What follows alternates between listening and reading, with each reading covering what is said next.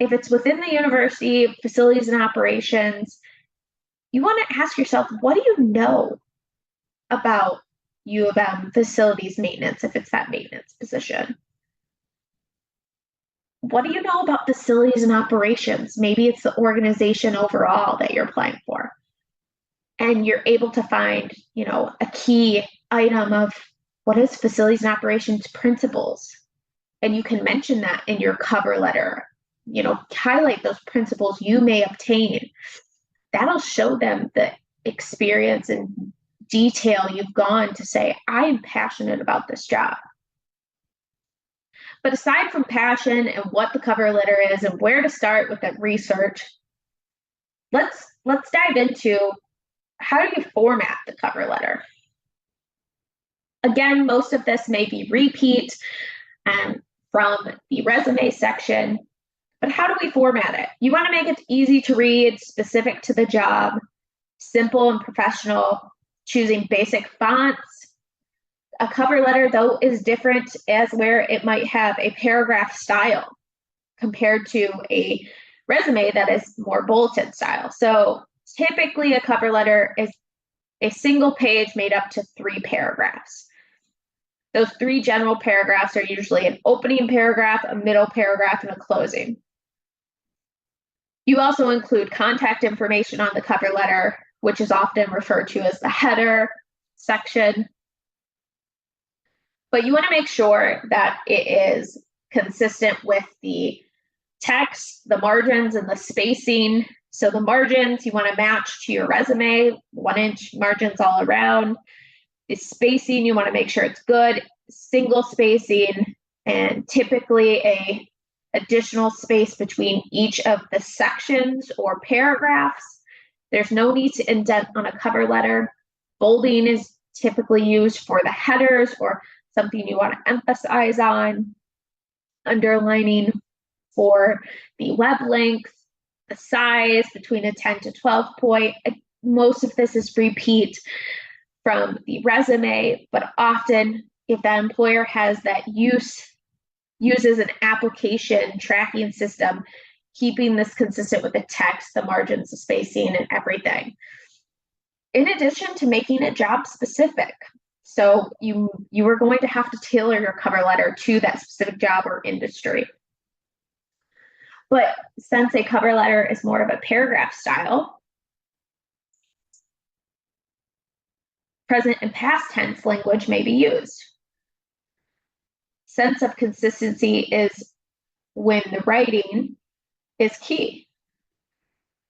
One way to maintain consistency throughout is by using the correct tense. So present tense is typically used when describing the current work you're doing. Past tense is more appropriate for describing positions you have held in the past or are no longer doing. While future tense is rarely seen, could be used when applying for educational positions. It can also be used to show what you hope to achieve in the specific role or at the specific company. You also want to consider the file naming and saving, whether they are required. Again, look at those required and desired qualifications. If you are required to save it in PDF format or a document format, you want to keep in mind the consistency. Keep it the same as your resume as well. And you want to make sure there's no compatibility issues with saving it and applying for the position. And you also want to keep in mind how you're naming that. So if you are saving it in PDF format, it might be the most appropriate to use by naming that file your name, the job, the title, and cover letter if you're saving your cover letter. Same with the resume, you just replace cover letter with resume. So an example could be Joe Smith, project manager, cover letter, and you keep that name consistency. Again, just like a resume, you want to keep in mind the different styles and layouts. Many of these may also see the resume section previously and discussed, but the style and layout could depend on the job and the industry specific.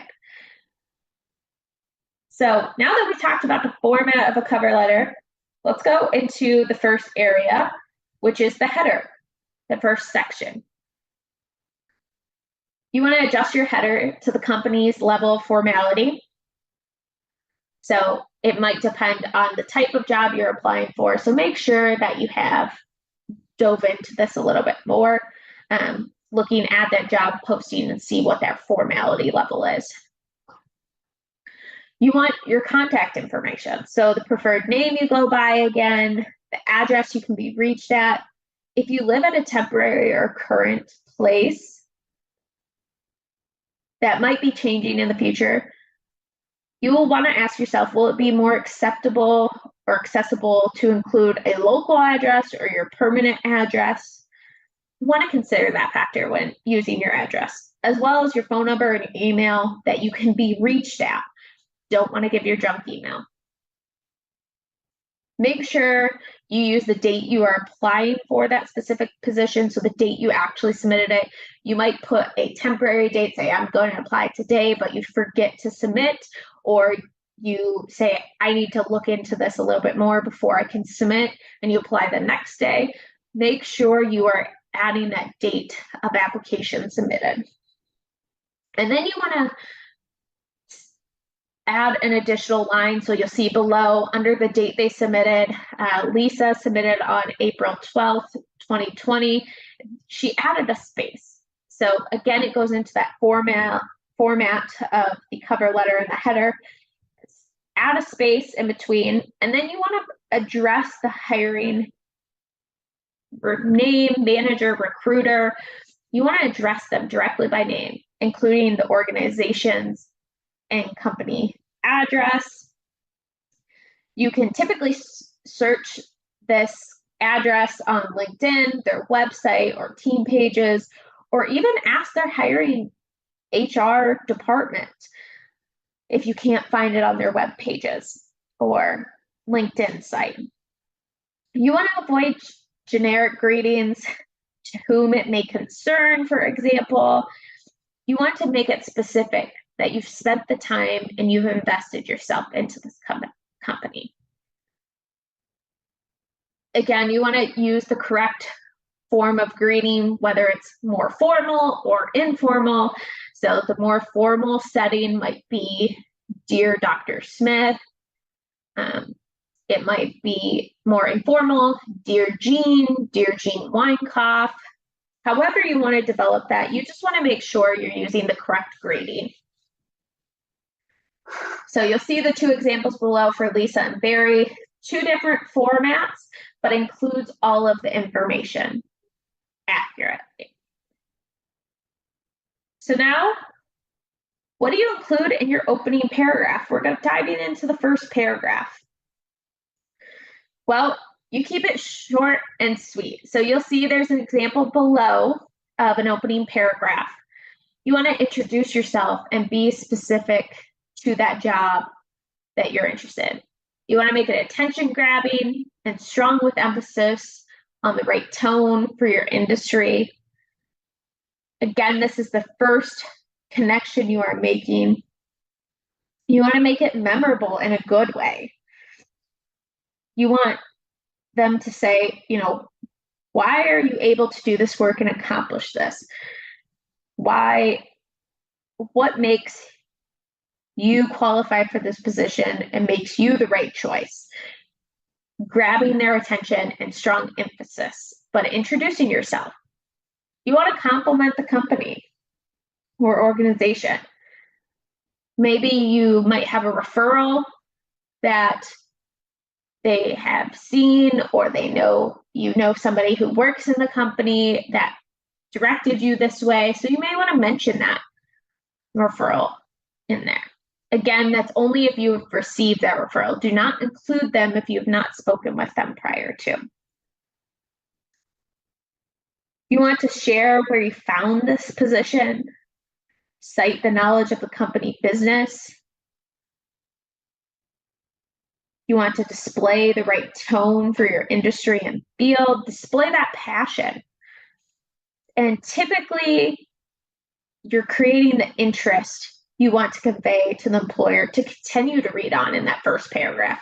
So their first intro to you, well, why should I look at your resume? Why should I read any further? And generally, this is up to 4 sentences in the opening paragraph. Now moving on to the middle paragraph or paragraphs. You want to highlight areas of your background that would be of great interest to the company. So why are you a great fit for this company? Some questions you might ask yourself to assist in developing this section, which is typically the meat of the section, are shown on the screen. What did you do at your previous position that gave you relevant experience? Which of the projects have you worked on that would benefit their business? Which of your skills make you a well-equipped for this position? Sell your value through results and tap into the company need. What are they looking for specifically? Again, referring back to the job posting and the desired and required qualifications. It's a short summary of your career and your skills tailored to fit the company you are approaching for. You want to be confident and emphasize, but be authentic. You don't want to repeat the same items on the resume. Again, they don't want to read the same thing twice. You may want to highlight items on your resume and dive deeper into them here on the cover letter. But you want to provide that support that demonstrates how you would be a great addition to the company. Maybe list your most impressive accomplishments first, prior experience that's relevant to this position, and typically the middle paragraph is either 1 or 2 paragraphs, but here the middle paragraphs, you want to demonstrate how it's mutually beneficial for both the parties, you and the company, to hire yourself. What excites you about the prospect of working at this company? How do like the company goals align with you and your own? And maybe you want to ask yourself and include in the cover letter middle paragraph section, what do you hope to gain and learn from working at this position? Again, tailor it specific to the position, but here this is the meat of your cover letter and you really want to drive in. Maybe it's including percentages that you've accomplished, items and details.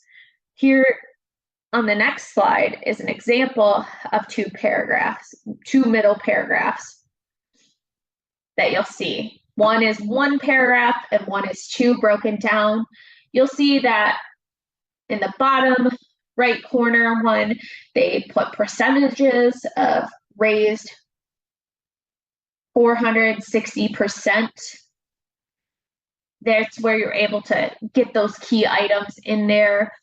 But you also might have more detail of up to 30 hours a week to practices, and that is in the top right corner. So these are 2 ways you can format the paragraphs on the resume cover letter section.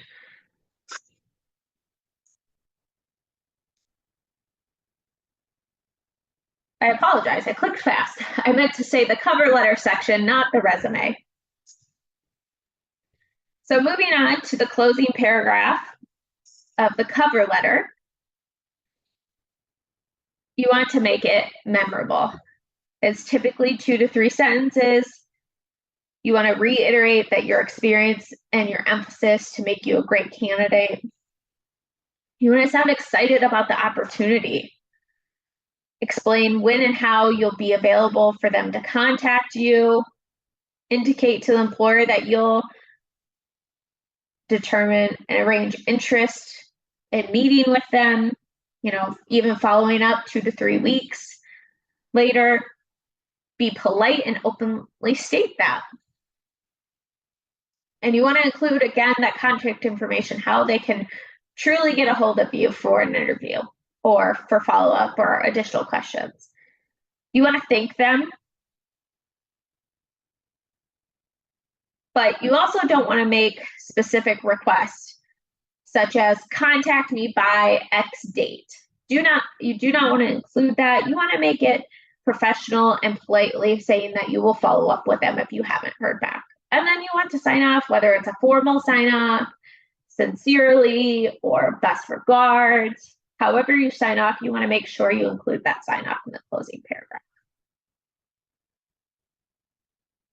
Again, you will see an example of the closing paragraph in the bottom right corner for David, how he closed out. It's short, sweet, 2 to 3 sentences, keeping to the point and able to show them his excitement in this opportunity. Last but not least, for the considerations for a cover letter. I've mentioned some of these as we've gone along, but best practices is to remain brief, but be specific. A cover letter is typically a 1-page structured document, but you want to be specific to that position. You want to avoid saying I was responsible. Instead, ask yourself, what have I done beyond my job description? You want to highlight and speak to the target audience, so highlight those accomplishments, not responsibilities. And you want to proofread with multiple readers. I cannot say that enough. To proofread, you're looking for, formatting, grammar mistakes, but often reading a cover letter over and over again, your eyes get tired, you miss items. So having multiple folks, whether it's a friend, a family member, a colleague, a former supervisor looking at your cover letter and your resume, but you want to make sure that there's not a common mistake mentioned or a common formatting issue, even just the bullet points on a resume not being in line. Again, these are really key considerations, but having those multiple readers can help you find those inconsistencies or small items that you may have missed because you've looked at the page for so long. You want to avoid repeating items on your resume to your cover letter. Again, same with vice versa. You're going into detail, really defining what those differences are. And you want to avoid making demands.